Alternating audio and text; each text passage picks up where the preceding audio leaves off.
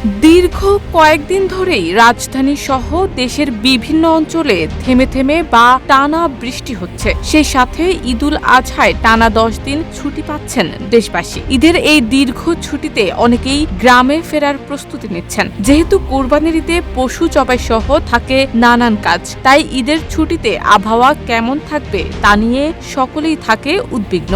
ঈদের আবহাওয়া নিয়ে পূর্বাভাস জানিয়েছে আবহাওয়া অধিদপ্তর।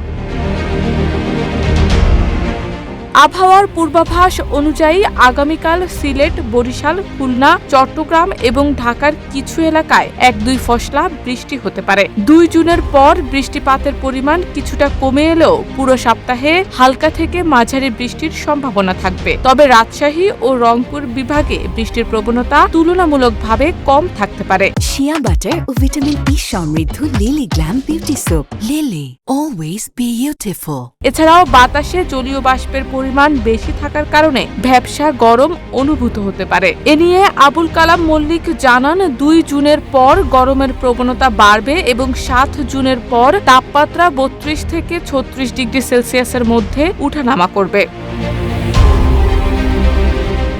গত 27 মে উত্তর পশ্চিম বঙ্গোপসাগরে সৃষ্ট লঘু চাপের কারণেই টানা বৃষ্টিপাত হচ্ছে। তবে ওই লঘু চাপটি ঘূর্ণিঝড়ের রূপ না নিয়ে গভীর নিম্নচাপে পরিণত হয় এবং গত বৃহস্পতিবার রাতে দেশের উপকূল অতিক্রম করে। আবহাওয়াবিদ আবুল কালাম মল্লিক জানান, বর্তমানে বাংলাদেশে নতুন কোনো ঘূর্ণিঝড় বা লঘুচাপ সৃষ্টির সম্ভাবনা নেই। তবে মৌসুমী বায়ু সক্রিয় থাকায় আগামী কয়েকদিন দেশের বিভিন্ন অঞ্চলে থেমে থেমে বৃষ্টি অব্যাহত থাকবে। তিনি আরো বলেন, ঈদের দিন সারা দেশেই বৃষ্টির সম্ভাবনা রয়েছে, তবে তা স্পষ্টভাবে জানা যাবে ঈদের 3 দিন আগে।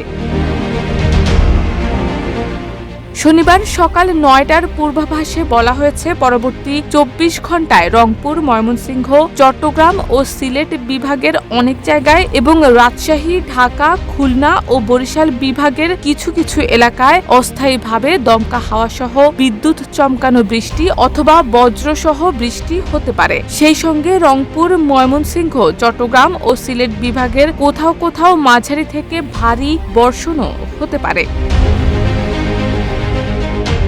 শারমিন নিশু, ঢাকা।